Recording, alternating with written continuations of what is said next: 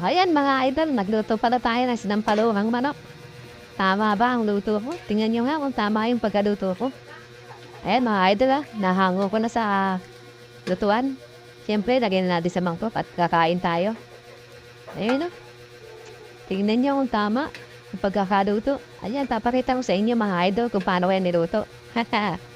Uy, ayun Ay, wala tayo kasing sili na drink. Kaya siling po na lang nilagay natin yan, di ba? Oo. Pwede na yan kaysa sa wala, di ba? Oo, ha? Ayun, At papaikutan pa ng video. Ayun, Uy, maaso-aso, Siyempre, ito na yung buwan natin, Ricardo. Panggisa natin, sibuyas, bawang, luya. Yan tayo manok, tsaka yung sa sampalok, dahon ng sampalok, talbos, yan. Siyempre, umasa natin magisa. Ayun na, lagay tayo mantika. Kunti lang. Ay, luluto na tayo. Yan. Lagyan natin siyempre yung bawang. Unahin natin bawang. Siyempre, kasunod na yan, luya, tsaka yung sibuyas na puti. Yan ng pula, kaya puti na lang. Yung magagarit siya manok Ayan, lagyan natin yung manok. Prito na natin konti. Siyempre, lagyan natin ng pampalat yan. Patis. Yan. Iisa muna natin yan ng gusto bago natin lagyan sa baw.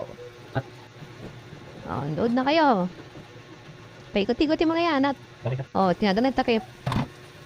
Lagyan ng paminta. Yun, magic sarap. Nilagyan. Ayan na. Balik rin ng konti. Tapos lagyan na natin ng sabaw yan. Siyempre. Isang drum ng sabaw. Para hanggang daig. Oops. Yun, lagyan na rin natin ng ang pasin. Sinigang powder. Tapos, na yung albos ng sampalok. Yan. Wala nang ugan pa. Paarte-arte pa. Hindi na natin nalagyan pa ng mga gulay. At yun na meron, Hindi na magtatampo yan.